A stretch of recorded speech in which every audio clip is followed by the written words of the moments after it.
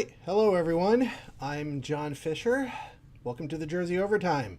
This is a stream that's going to be about the New Jersey Devils, other things that happening in the world of hockey, international hockey, domestic, and that's what the format of this streaming process is going to be for me. So you may be asking yourself, who are you?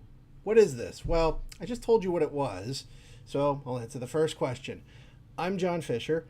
I used to write about the New Jersey Devils on a blog called, well, it started as In the We Trust. It's now called All About the Jersey. That's currently being handled by Chris Fieldhouse. Him and his staff are doing a great job. I stepped away about a year or so ago. Blogging was just too much of my time, too much of my energy, and it was taking me out of my real life commitments with family and with work. So I walked away from writing, and over the past year, I've determined that I still have a lot to say about the New Jersey Devils. I had a lot to say on social media, specifically X, the everything platform, where Soft Tom Fitzgerald sank the New Jersey Devils season. Okay, that's a little bit more involved than that, but he was a big target of that, and as such, Soft Tom is gone. Sonny Mehta is here. I'm happy about it. Many Devils fans are happy about it, but are the Devils better off today than they were a couple months ago? Well, we're going to talk about that, and we're going to talk about a number of other topics going into this stream. So again, I'm John Fischer. This is the Jersey Overtime. And I'm going to have a list of topics I'm going to run through. We're going to stream for about 20, 30, maybe 40 minutes, maybe longer, depending on what topics are at hand, what people are asking. But for the most part, I want to have a set of topics, so this way there's some focus for these streams that we're going to be doing. So, what is the state of the New Jersey Devils? Well, the best way I want to do that is actually with the third topic, a salary cap walkthrough, because that will help explain where the Devils are in terms of their talent on the books, what they have in the future, and what they need to do going into the upcoming season, which is actually in a couple months. It's coming up a lot faster than you might think. It may be July 12th, but in 2 months, it's already going to be time for training camp. It's already be time for a very short preseason. So let's look into it. So I just transitioned out of this, so let's get back to it. Okay, so what I like to do is I like to go to a site like Puckpedia and write out for myself the salary cap. Because ultimately what your salary cap looks like will help determine what your team can do, what can Sonny Mehta and his staff can do from now up until the start of the upcoming season. And what you do today will absolutely impact what your books will look like for the season in the future. The big one in the NHL is that the salary cap is going to go up tremendously over the next season and the following season. It's going to go from $104 million, which in of itself is a big upgrade from the previous $96 million of last season, but it's going to go to $113.5 million per Puckpedia, meaning a lot of teams are going to get a ton of cap space, and the New Jersey Devils are no different. Their cap space is actually going to increase from $7.6 million, which is about what they have right now, to $36 million. Now, that's not to say the Devils can just throw money anywhere they want. They need to have enough money to ice a roster. As it is, they have 23 players on their roster and 40 contracts on the books for this coming season. So Sonny Mehta has a lot of room to add additional contracts, prospects, players for Utica that may need an NHL contract to come to Utica. However, the following season, they only have 20 players on the books. So they will need to spend a lot of that $36 million judiciously, and you're probably going to see throughout this upcoming season, this upcoming campaign, a number of those players getting contracts either verbally or officially through extensions and other such details. The Devils still have 3 buyouts remaining. However, that's a moot point. They can't buy anybody out. Nobody went to arbitration this season, so there's no secondary buyout period, and nobody for the New Jersey Devils got bought out before the first secondary buyout period, before July 1st of this year. Yes, Brendan Dillon is still on the team. Stefan Nason is still on the team. Connor Brown is still on the team. A lot of guys that you possibly could have moved for buyouts are still on the team. Okay, that's a little bit unfair. Connor Brown wasn't that bad. And with Stefan Nason, he's injured technically, so therefore buyouts of injured players are not really an option. That being said, let's take a closer look at who's on the books today and what this looks like for next season. And you can see all the wonderful clauses that I've included. Thanks to Soft Tom, he handled out tons of no movement clauses and modified no trade clauses and full no trade clauses to a lot of different players. So it's worth going through all these different players to find out who you can move and who you can't move. Truth be told, if you have a no trade clause or a no movement clause, a player can absolutely waive that. And there are teams that do pressure their players to do that. Soft Tom, I think, tried to do that with Dougie Hamilton at one point last season. Then the business of the roster came about and injuries necessitated a return of Hamilton, and the bridge was salvaged by Sonny Mehta and his team. Hamilton is still on the roster, and it looks like unless one of those 10 teams that Dougie Hamilton has on the trade list wants him, he's going to be on the roster. So that's where we stand with respect to Mr. Hamilton. But you look at the books, Timo Meier is your most expensive cap forward at $8.8 million, a very high number for a player who has not really lived up to that contract. It's going to be important for him to live up to that contract because unfortunately he has a no movement clause. It's a full no movement clause. He cannot go anywhere. You can't even dump him to Utica even if you wanted to.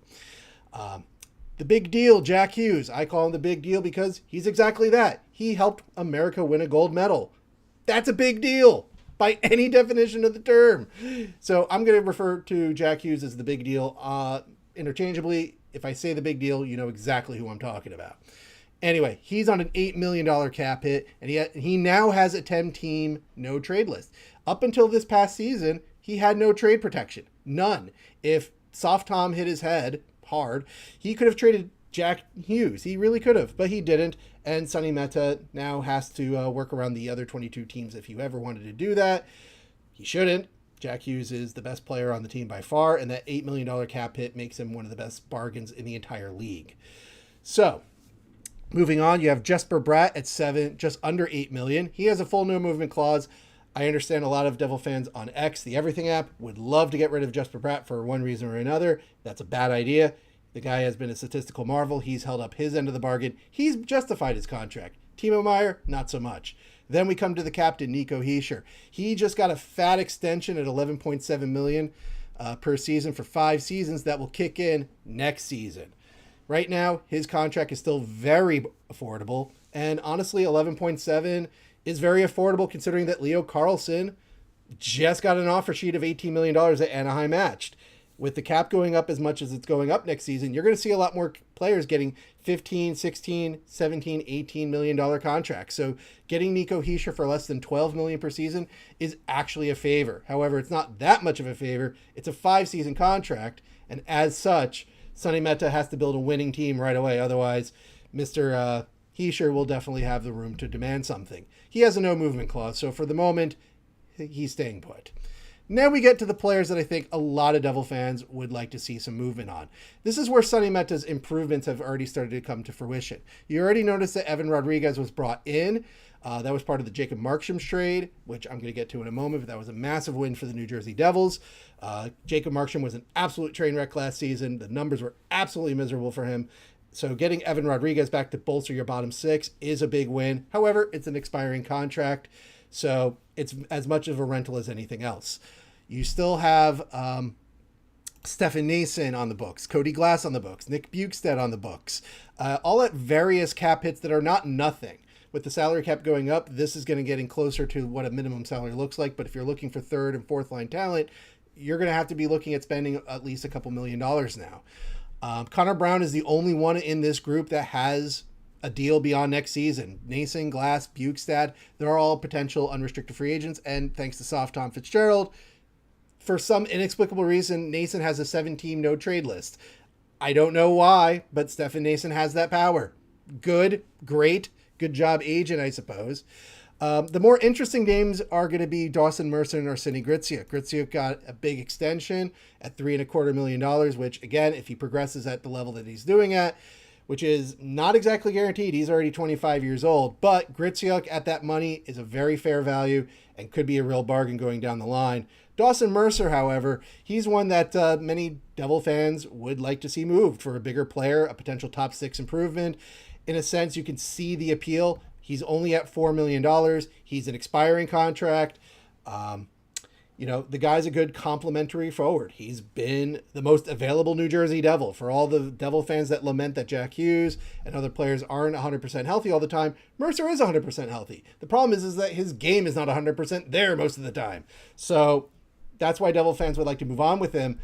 And Mercer is young enough to help compel some value. I don't know how much value that's going to be.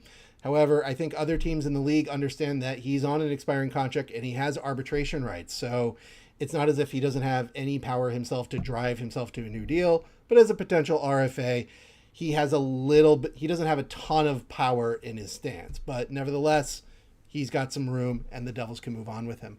Down at the bottom of the end, you have Jesper Boqvist. He's back as a Devil. He came with Evan Rodriguez in the Jacob Markstrom trade. Like Bukestad, like Glass, like Nason, he's a pending unrestricted free agent, so that means whatever happens with him, he doesn't have to stick around for very long. Lenny Aminaho, his ELC kicks out for another season. So he has 47 games before he hits waiver eligibility. That's what that no 47 GP waiver eligible is. Everybody on the active roster right now has to go through waivers if they're going down to Utica, which is very important when you have to consider who's going to make this roster at his training camp in a couple months. It means the Devils will have to risk exposing them to waivers and potentially losing them for nothing. Lenny Aminaho doesn't have to do that. However, with new rules of waivers, he has to at least spend a game in Utica. I think that's how it works. I'm not sure how that works at the offseason, but they changed the rules that the paper move is no longer a viable option. But forward, you can see the lament for a top six forward. The bottom six has definitely improved with the acquisition of Rodriguez. He was a very solid hand down in Florida, and Boqvist definitely was a solid hand as a fourth liner with Florida. So Meta understands that these guys can have some goods. This is an improvement over the Bastions, over the chances of the world. A lot of terrible players last season on the bottom six. Already, you can see that Boqvist and Rodriguez could be an improvement. The big question is it going to be a significant enough improvement to get them to the next level? We'll dig into that next time, but numbers-wise, the marginal gains are exactly that. They're marginal. It's an improvement, but it's not necessarily going to take you from the outhouse to the penthouse immediately. The bigger concern is going to be on defense, and then you can see Soft Tom Fitzgerald's approach to management really at full hand. It's one thing to give Dougie Hamilton a no movement clause, albeit with a 10-team trade list, but look at this. Full no trade clause for Brett Pesce. Fine. Brett Pesce has been a dependable hand, $5.5 million for his style of play. Perfectly fine. The problem is that there's three other guys on the roster who play pretty similar to Brett Pesce. You have Jonas Siegenthaler, who was a fantastic pairing with Dougie Hamilton a couple seasons ago, hasn't found the magic again. Oh yeah, he has a 10-team no trade list as well, just like Dougie. Brendan Dillon and Jonathan Kovacevic, both quote-unquote defensive-minded defensemen, not exactly great going forward, and that's a problem in today's NHL. All the successful teams, even the Stanley Cup champion winning Carolina Hurricanes, all those defensemen contributed to the offense. All those defensemen contributed to how they play. So even if you have somebody who's not exactly the most offensively minded, they know how to make a pass. They know how to handle a dump in. They know where to be so they don't get caught in a pinch. I can't say the same for a guy like Jonathan Kovacevic or Brendan Dillon, who are not fast. They're not offensively minded. And it's not as bad as Ben Lovejoy, but they don't handle pucks particularly well. So the Devils are kind of stuck with them because, again, Kovacevic has a full no-trade clause, and Brendan Dillon has a no-trade list. At least Brendan Dillon's on he's an expiring contract. So after this season, I don't think you're going to see too much of Dillon. But if you ask me, this is actually the area of concern for the New Jersey Devils. They did not retain Simon Nemec's services. They traded him to Calgary for a bunch of picks. Makes sense. However, those picks have yet to be used for a bigger trade.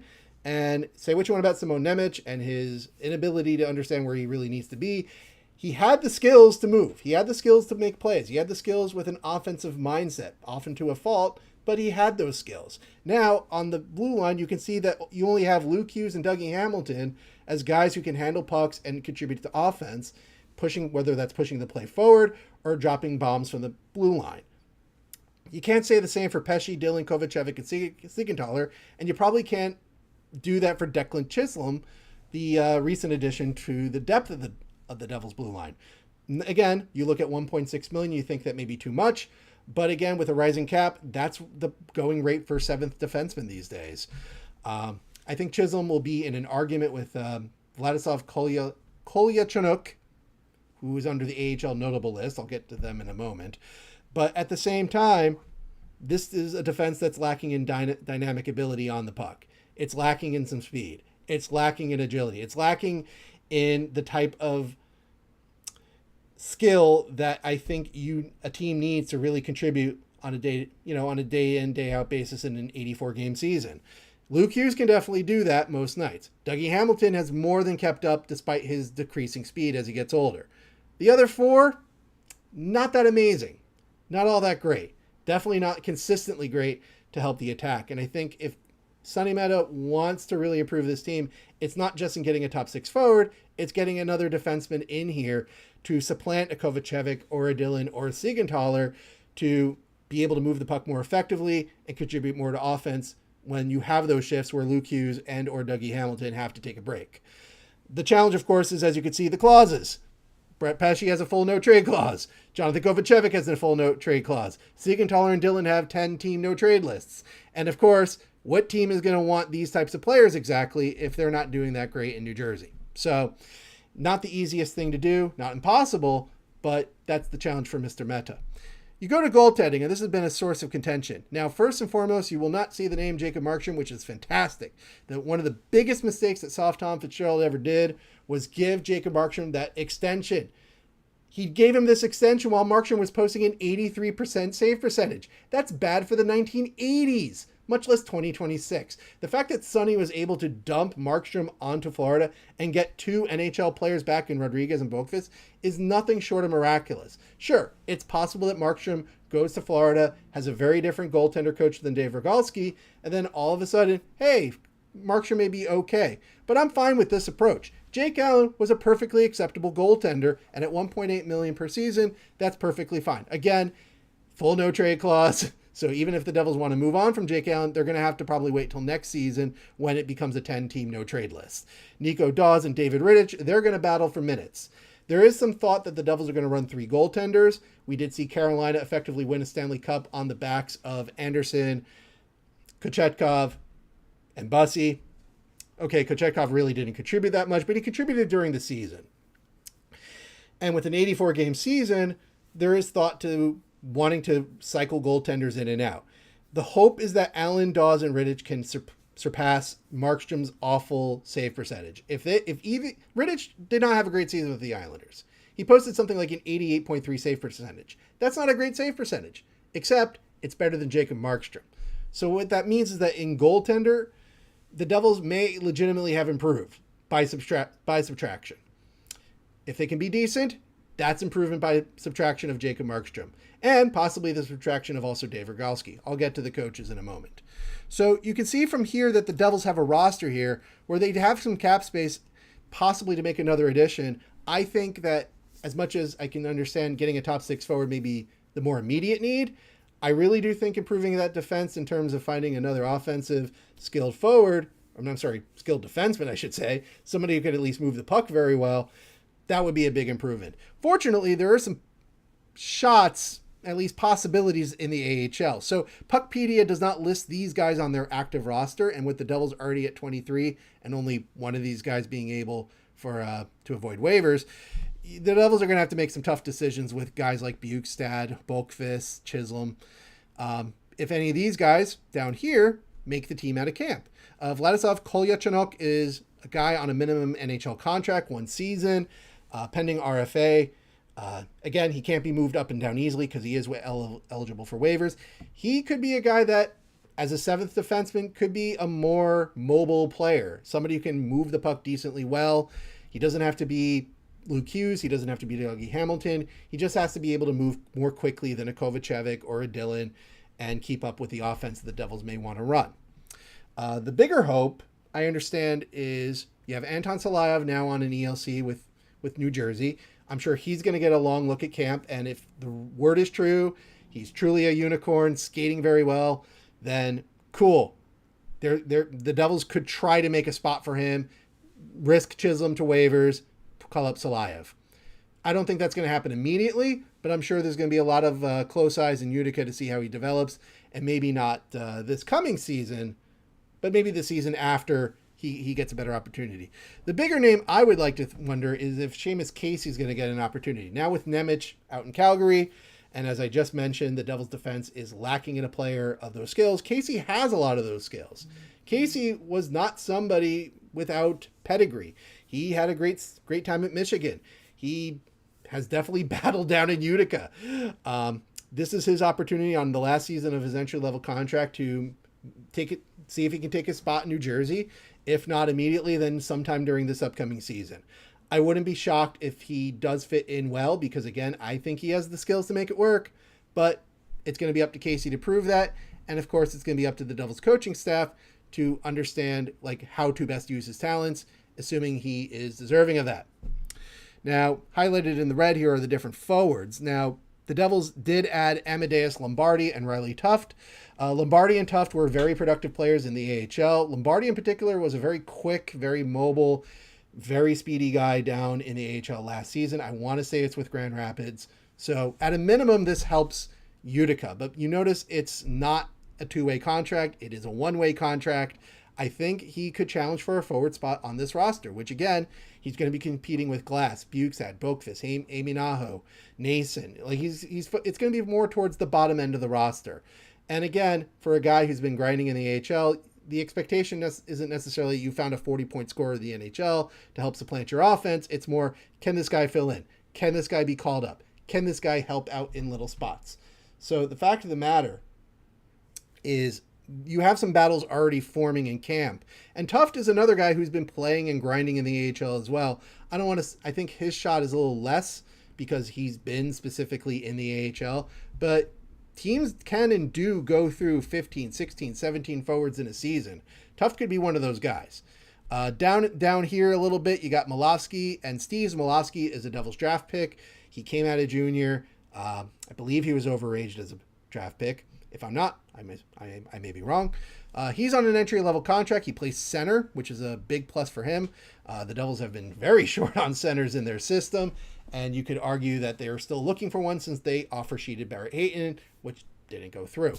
Nevertheless, Malofsky and Steves are guys that I think may be in the AHL, but could be competing in camp, and therefore it's worth keeping an eye on their situations as well. And then your fourth goaltender is Jacob Malik. He's not on an ELC anymore. He's on a 2-season contract, and again, it's one way, as far as I'm concerned. So therefore, he's somebody that if Rittich goes down, Dawes goes down, or they don't perform very well, Malik could be called up much more quickly than you might think. This is the state of your Devils roster as a whole, and there's some other team needs the Devils really do need to fill out. As much as the Devils could use a top 6 forward or more dynamic defenseman, there's legitimate, absolutely, you must fill these positions right away. Maybe not right away, but you need to do it before September. The big fact, they're all off-ice personnel. The Devils need assistant coaches. Right now they have Bradshaw. It's Sheldon Keefe, Bradshaw, that's it. You go to the Devils website, those are your assistant coaches. Now, hiring assistant coaches is a bit tricky. It really tests Sonny Metas and Brendan Birch and Kate Madigan and their Rolodexes, so to speak, to go out there and try to find people who are willing to be assistants under Sheldon Keefe. They have to identify people that Keefe are comfortable with. Oftentimes this comes down to who does the coach know? What do they want? What are they looking for? And does that jibe with the plan that Sonny Meta has for the team going forward? Because again, you look to this next season cap, there's a lot of space to be available. Dillon's gone. Chisholm's gone. You got 5 forwards on potential UFA status here. You got Rittich that's going to be gone. There's going to be a lot of openings.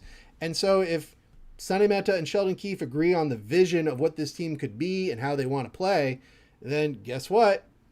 They can make some moves for that.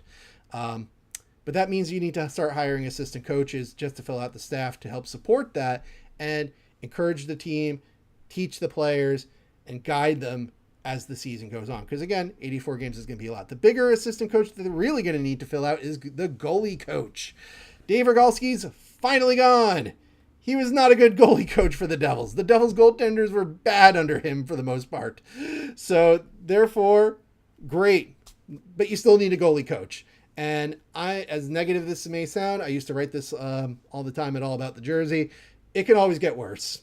Do not assume that it can't get better. It can always be worse sometimes. So it's very important the Devils nail this pick, get a goalie coach that can work with Jake Allen and Nico Dawes, and to help provide guidance for guys coming up through the system, so to speak, or guys being brought in, since the Devils are just still throwing darts at the wall, hoping to find goaltending prospects beyond Mikhail Yegorov.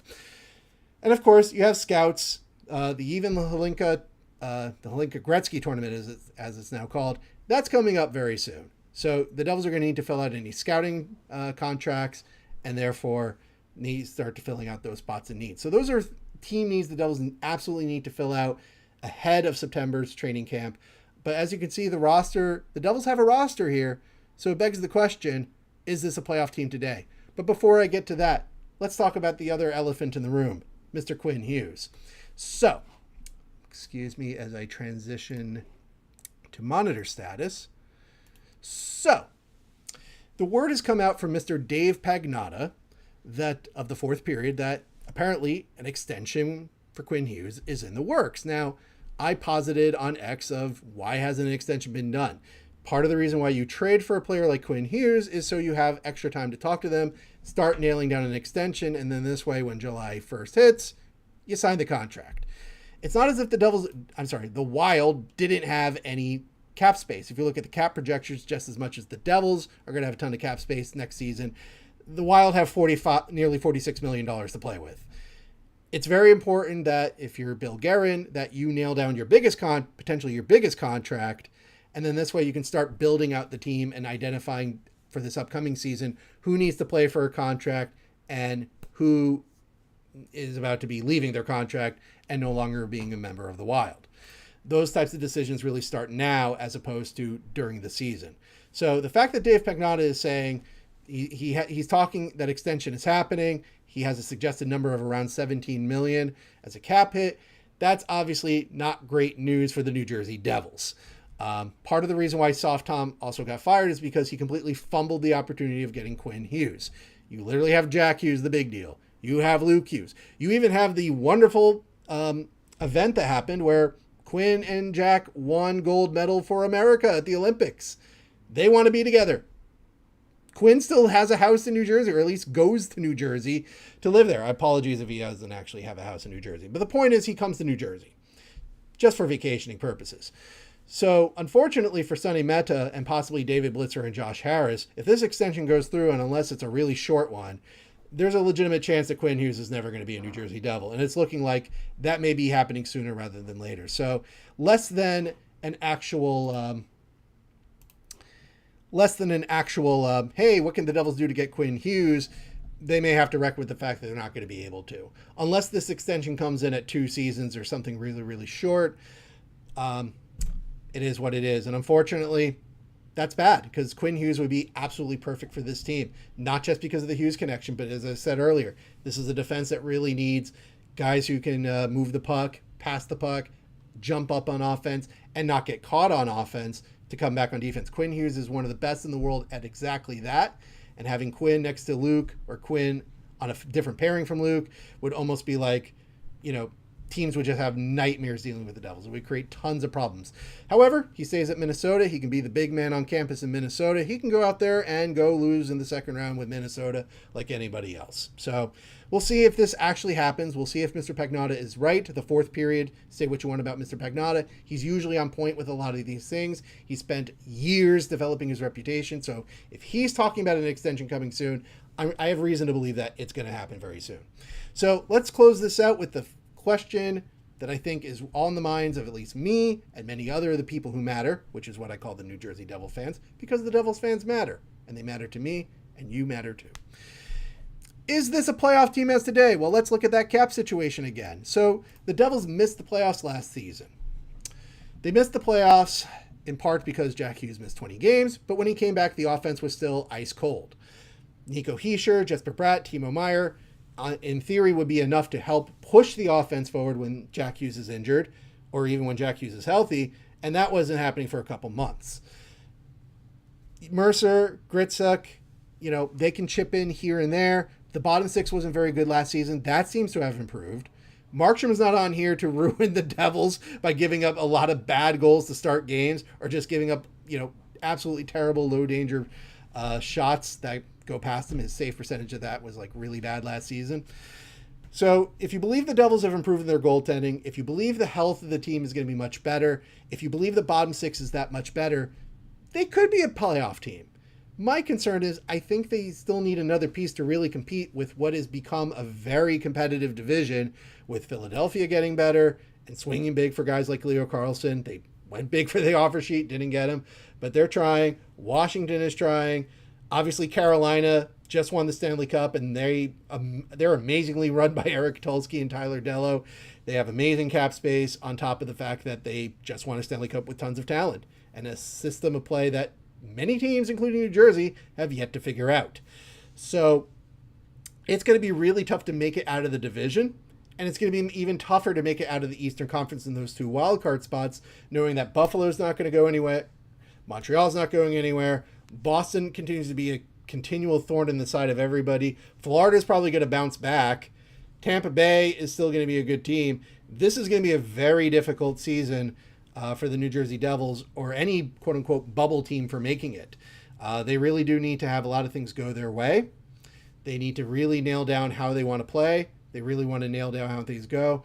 And the other problem I have is the fact that because the Devils fired soft Tom Fitzgerald, Sonny Mehta pretty much has, for lack of a better word, a season where he doesn't have to be amazing. If the season doesn't go well, he can just say, well, it's my first season here. I'm cleaning up the messes of Tom Fitzgerald. Look at all the trade clauses he still has to deal with. Look at all the no trade lists he has to get rid of. Sonny Mehta has already started making some big moves to identify what bottom six scoring might look like. Something that Soft Tom admittedly said for some inexplicable reason. He was beating his head against the wall, unable to find it. Well, Mr. Mehta found it with Rodriguez and Boqvist to add to a bottom six that could help. So good, great. Adding Barrett Hayton would have actually helped because it would have made the Devils much stronger down the center. However, I really do think, like a lot of the fans do, the Devils need another top six forward. The Devils need some dynamism, more dynamism on defense. And this goaltending group, it's not going to inspire a ton of confidence. They just need to be decent, but that's an open question. So are the Devils a playoff team today? The correct answer, the honest answer, my answer, I'm not sure. Talk to me when the games start. But if the Devils can swing big and get somebody like, I really don't think Dylan Larkin's the right guy, but an Alex DeBrincat, a Troy Terry out of Anaheim, since now Anaheim has cap issues to deal with. The Devils could make an improvement by training camp and improve their prospects. Yeah, I think they can do it, but they really have to avoid a season where they start out hot and then just fade with everything going wrong that could go wrong, and a coaching staff doesn't seem to know what to do. Sheldon Keefe has a short leash. Most of his assistants are gone. So it's really up to him, and we'll see if Sonny does get that mulligan season so this way he can try to make the team better. But it's got to get good real fast. Jack Hughes isn't getting any younger. Jesper Bratt's not getting any younger. Luke Hughes isn't getting any younger, even though he's still fairly young. And Nico Hischier just signed a big extension, but only for 5 seasons. He didn't sign for the max amount of time. So he's definitely going to want to start seeing some success. Otherwise, he could very well talk to Sonny or whomever else is in charge in a few years and go, hey, we haven't won anything. I'd like to win something, or at least play for a team that's competitive. Trade me. And, how do you avoid that? Well, you got to start it out this season. If the Devils can claw into the playoffs, that will solve a lot of these issues. But it will be clawing their way in. This team will need to really battle forth. And so if someone like a Timo Meier can have an amazing season, obviously Jack Hughes playing 70 games or 80 games even would be fantastic. Luke Hughes taking a step forward would be a big help. Brett Pesce staying healthy would be a big help. Kovacevic and Siegenthaler returning to previous season's forms would be a big help. But when you're asking a lot of helps and what ifs and so forth, I'm sorry, it makes it harder to be a playoff team. So as of right now, it's not the prospects are not looking great. It's possible, but are they definitely a playoff team? Unfortunately, I have to say no at this moment. And I hope I'm wrong. I want them to be a playoff team. And I'll end it on that final note for this stream of the Jersey Overtime. As I've written many times on In Louis Trust and All About the Jersey, I am bound to say things that are wrong. I am bound to have bad takes. I am bound to say things that will look real bad and age like milk and all the fun terms you can say. Fine. If it turns out I'm wrong and it means the Devils are winning games and doing good things, great. I am happy to be wrong if it means the Devils are a good hockey team and going to the playoffs and winning meaningful games in the playoffs.